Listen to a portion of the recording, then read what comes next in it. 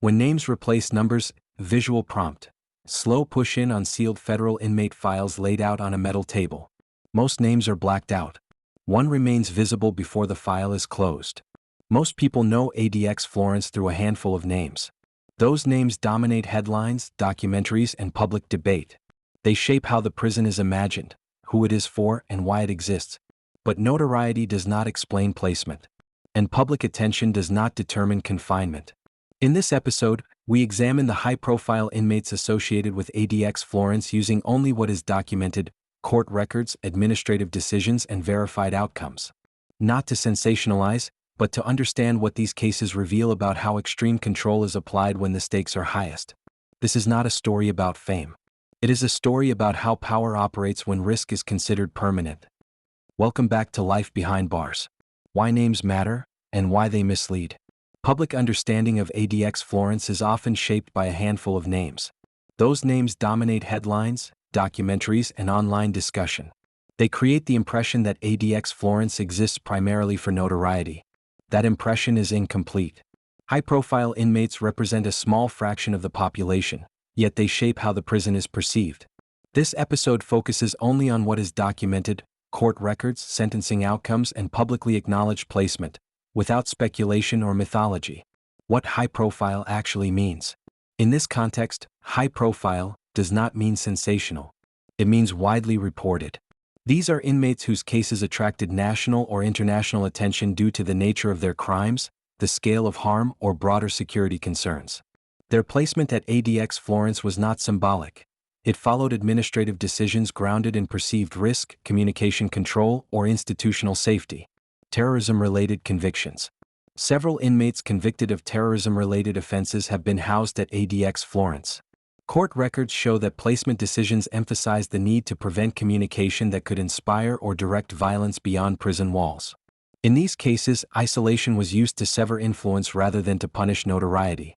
The emphasis was on containment of ideology and prevention of coordination. What is publicly known comes from sentencing documents and federal acknowledgments. Operational details, how communication was monitored or restricted, remain limited by design. Espionage and national security cases. ADX Florence has also housed individuals convicted of espionage or crimes involving classified information. Placement decisions in these cases focused on national security concerns and the perceived risk of unauthorized disclosure. Here, isolation functioned as a safeguard. The goal was not only to control behavior inside prison, but to eliminate pathways for external harm. These cases are often less discussed publicly, yet they reveal how ADX Florence intersects with broader security policy. Organized crime leadership. Some high-profile inmates arrived at ADX Florence because of leadership roles within organized crime networks. Court records indicate that influence, ability to issue orders, maintain hierarchy, or coordinate activity, was treated as a risk independent of violence. Isolation was intended to disrupt command structures rather than respond to individual acts. This distinction matters. It shows that ADX Florence is used not only for violent behavior, but for perceived organizational power. Serial violence inside prison. A number of well-known placements followed documented violence within other prisons. In these cases, transfer to ADX Florence came after repeated incidents that institutions deemed unmanageable through standard controls. The move represented escalation, not initial punishment.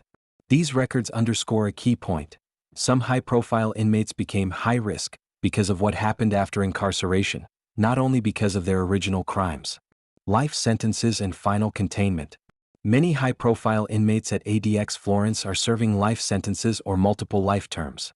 Without a prospect of release, the system's focus shifts almost entirely to containment. In these cases, progression out of ADX Florence is rare. Risk is treated as permanent, and isolation becomes a long-term condition rather than a transitional phase.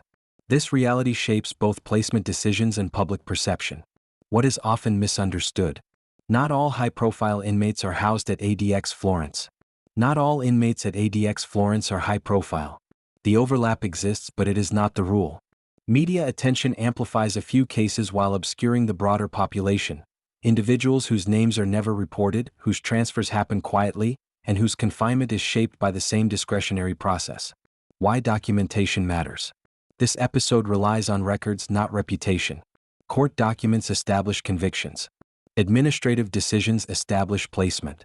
What lies between daily life, internal assessments, and psychological impact remains largely unseen. By focusing on what is verifiable, the story becomes clearer and more restrained. ADX Florence emerges not as a stage for infamous figures, but as a mechanism applied to specific risks. The pattern that emerges. Across cases, a consistent pattern appears. Influence is treated as risk, communication is treated as threat, control outweighs rehabilitation, or isolation is used when uncertainty remains. High-profile inmates do not define ADX Florence. They reveal how it is used. Where this leaves the question. Understanding who has been housed at ADX Florence clarifies how the system thinks, not who deserves attention. The next issue is not identity but method. How is control enforced day to day? What happens when compliance fails? When notoriety increases control? High-profile inmates are often subject to tighter controls, not because of public attention itself, but because attention can amplify risk. Visibility can increase the likelihood of outside contact attempts, symbolic threats, or attempts to use notoriety as leverage. In response, restrictions are often layered rather than reduced. Communication limits become stricter. Movement becomes more controlled. Reviews become more cautious. In this way, notoriety does not soften confinement. It frequently hardens it. Isolation as a response to symbolic power.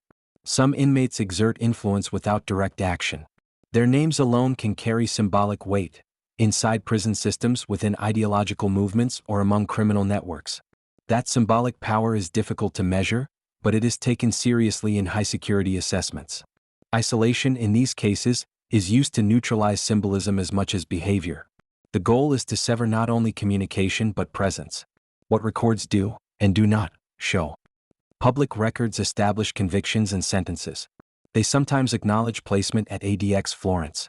What they rarely show is the full rationale behind ongoing confinement.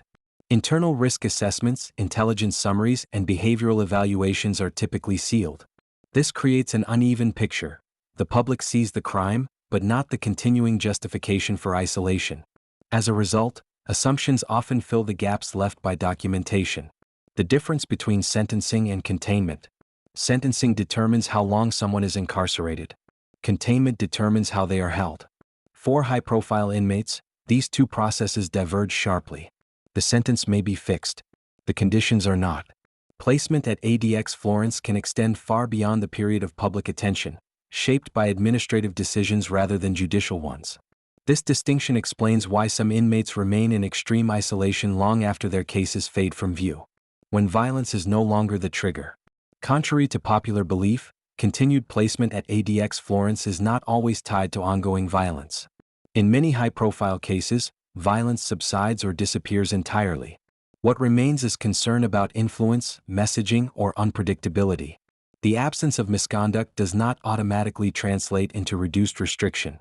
This reflects a preventative philosophy. Risk avoided is success, even if it is never proven that harm would have occurred.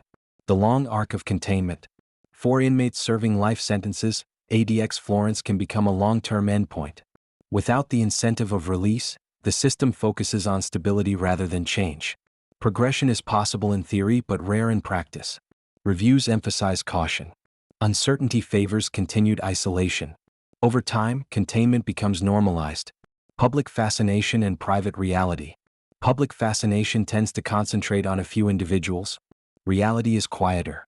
Most high-profile inmates at ADX Florence live out their days away from cameras, interviews, or public statements. Their confinement is governed by internal routines and periodic reviews, not by the narratives that surround them. The gap between fascination and reality is wide and persistent. What these cases reveal. Taken together, high-profile cases reveal how ADX Florence is used when uncertainty remains unresolved. They show that influence can outweigh violence. A reputation can shape risk assessment. Silence is favored over engagement. Control persists even when attention fades. These cases are not exceptions. They are illustrations. Where the focus shifts next. Understanding who has been confined at ADX Florence clarifies why the facility exists. The next question is how it operates when control is tested. What happens when rules are broken? How is force regulated? And how does the system respond when silence alone fails? When compliance is no longer the goal. In many high-profile cases, compliance is not the primary objective. When inmates are assessed as permanently high risk, the system's expectations shift. The goal becomes predictability rather than progress, silence rather than engagement, stability rather than change. This does not mean rules no longer matter. It means that compliance alone may not be enough to alter conditions. The threshold for reduced restrictions rises, sometimes beyond what behavior alone can realistically demonstrate. Force as a last resort. Despite the emphasis on isolation, force remains part of the control framework. Use of force protocols exist for situations where compliance fails or safety is threatened. These incidents are documented internally and reviewed through administrative channels. Details are rarely public, but the structure is clear. Force is regulated, procedural, and intended to restore order quickly. For high-profile inmates, the margin for error is narrow. Responses are designed to prevent escalation rather than resolve conflict through negotiation. Why silence is preferred? Silence reduces variables. Without conversation, there is less opportunity for manipulation, provocation, or influence. Without group interaction, alliances cannot form. Without unpredictability, the system can maintain control with fewer interventions. This preference explains why isolation persists even when behavior improves. From an institutional perspective, reduced interaction equals reduced risk. The burden of being known. High-profile inmates carry an additional burden. Their history is never forgotten. Past actions, affiliations, and public narratives remain part of every assessment. Even when years pass without incident, earlier risk factors continue to weigh heavily. Reviews look backward as much as they look forward. This accumulation of history makes reversal difficult. Risk is treated as durable. Containment without closure. For many high-profile inmates, there is no clear endpoint to extreme confinement. Transfers out may occur, but they are cautious and incremental. Some never happen. The absence of a defined conclusion shapes daily reality, what behavior means, what progress looks like, and what hope becomes. Containment continues not because of new actions, but because uncertainty remains unresolved. What the system avoids saying. The system rarely states that isolation is permanent. Instead, language emphasizes review, assessment, and possibility. Yet outcomes often tell a different story. When years pass without change, permanence is implied rather than declared. This ambiguity protects discretion, but it also obscures reality. Why these cases endure? High-profile cases endure because they sit at the intersection of fear, authority, and uncertainty. They test how far the system is willing to go to prevent risk it cannot fully measure. They reveal how control is maintained when rehabilitation is no longer the primary concern. These cases are not about spectacle. They are about limits. What this part ultimately shows. High-profile inmates do not explain ADX Florence on their own. They reveal patterns, how influence is treated, how discretion operates, and how silence becomes the default response when uncertainty persists. They show a system designed to function even when answers are incomplete. And they set the stage for the next question. Where control meets accountability. When extreme confinement lasts years or decades, oversight becomes unavoidable. Who watches the watchers? What limits exist on isolation? And how does the law respond when control itself becomes the controversy? Those questions move the story from individuals to institutions. When isolation becomes the baseline. For high-profile inmates, isolation often becomes the baseline condition rather than a temporary response. What begins as a measure to manage risk can, over time, turn into the default state.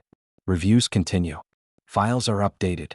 But the underlying assumption, that extreme control is necessary, rarely changes unless something dramatic shifts. In this environment, stability is interpreted as confirmation. The absence of incidents is taken not as evidence that restrictions can be relaxed, but as proof that the restrictions are working. The logic of nothing happened. In many reviews, the most significant entry is also the most ambiguous. Nothing happened. No violence. No communication breaches. No disruptions. From one perspective, this suggests progress. From another, it validates continued isolation. If nothing happened under extreme restriction, officials may conclude that easing conditions introduces unnecessary risk. This logic creates a loop where success reinforces the status quo. Why silence is treated as evidence. In high-security environments, silence itself becomes data. Lack of communication is interpreted as compliance. Lack of conflict is interpreted as control. The absence of visible behavior becomes a metric, even when the environment limits behavior by design. This is one of the paradoxes of extreme confinement. The system measures outcomes that the system itself has engineered. The role of fear in risk assessment. Risk assessment is not purely analytical.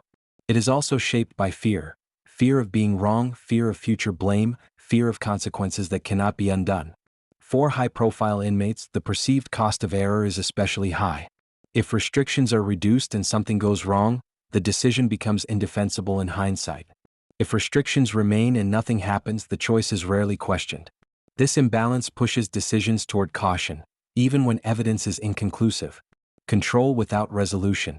Extreme confinement excels at preventing immediate harm. It does not resolve underlying questions.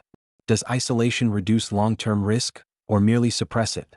Does it weaken influence or push it out of sight? Does it protect the system or insulate it from accountability? These questions linger because the environment itself limits what can be observed. The weight of administrative power. High-profile cases highlight the extent of administrative power within the prison system. Once sentencing is complete, daily reality is shaped far less by courts and far more by internal authority. Decisions about housing, movement, communication, and progression are made quietly, through layers of review that are rarely visible to the public. This power is lawful, but it is also expansive. Why individual stories matter? Carefully. Individual cases attract attention because they put a human face on an abstract system. But focusing too narrowly on names can obscure the broader structure. High-profile inmates are not anomalies. They are extreme examples of how the system behaves when stakes are highest. Their experiences illuminate patterns that also affect those without public recognition. The lesson is not who they are, but how the system responds to uncertainty. The quiet continuation. Years pass quietly in extreme confinement. Reviews continue. Language remains cautious. Outcomes remain largely the same. For many high-profile inmates, life inside this environment becomes a long stretch of managed stillness, punctuated not by events but by the absence of them. Containment persists not because of what happens, but because of what might. When control becomes permanent, high-profile inmates reveal something deeper than notoriety. They show how extreme confinement is sustained not by constant violence, but by uncertainty.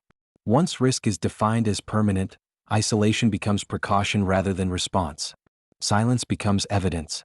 Stability becomes justification. In these cases, the system does not wait for harm to occur. It acts to ensure it never has the chance. This is not about punishment. It is about containment, extended, cautious, and difficult to reverse. And once containment becomes the default, the conditions that surround it rarely loosen. Where oversight begins. When isolation lasts years, sometimes decades, the question is no longer who is dangerous. The question becomes who decides when danger has passed. What limits exist on silence? Who defines what is necessary? And what happens when control itself becomes the subject of legal challenge? ADX Florence was built to eliminate uncertainty. But in doing so, it has created some of the most difficult questions in modern incarceration, about power, accountability, and the cost of absolute control. Thanks for watching Life Behind Bars.